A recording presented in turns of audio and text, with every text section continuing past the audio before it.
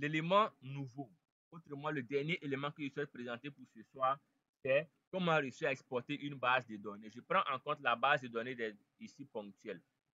Je souhaite exporter cette base de données, c'est-à-dire la table d'attributs qui est là. Donc, la méthode, elle est toute simple. C'est une méthode basique, c'est une méthode standard. Vous faites un contrôle A. Toutes les données sont sélectionnées, tout simplement.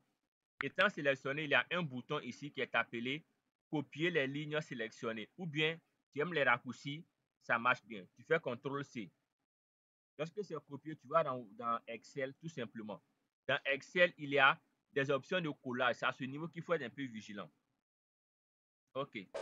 Donc, je viens dans la première cellule ici. Je clique.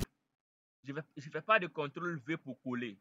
Je vais dans les options de collage ici. Je vais cliquer sur le triangle là.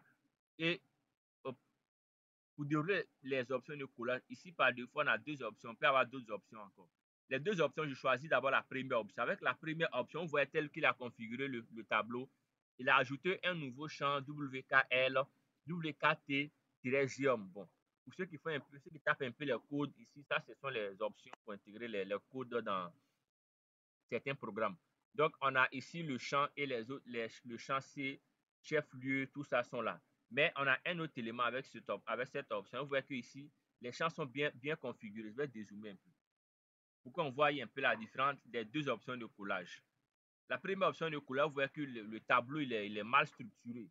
Mais le deuxième élément de collage, le tableau il est quand même bien structuré. Voilà. Donc, on n'a plus à redimensionner tout ça. Tout est déjà OK.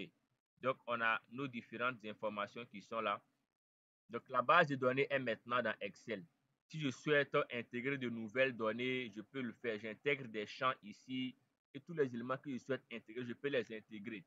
Et plus tard, on peut, après cette base de données-là, on peut l'ouvrir dans QGIS ou dans d'autres logiciels parce qu'on a déjà les coordonnées. Si on souhaite importer en fichier vectoriel, mais si on souhaite importer en fichier tabulaire, on peut aussi le faire sans souci. Donc, voici le dernier élément que je souhaitais présenter.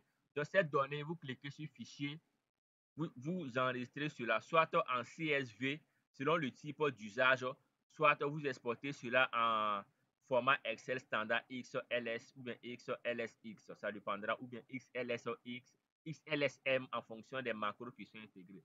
Cela dépendra de vous selon ce que vous souhaitez. Voici les 7 astuces.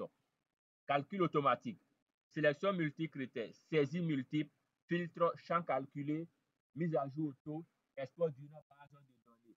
Et il y avait un dernier élément qui est le bonus, comme on le fait pour toutes les formations.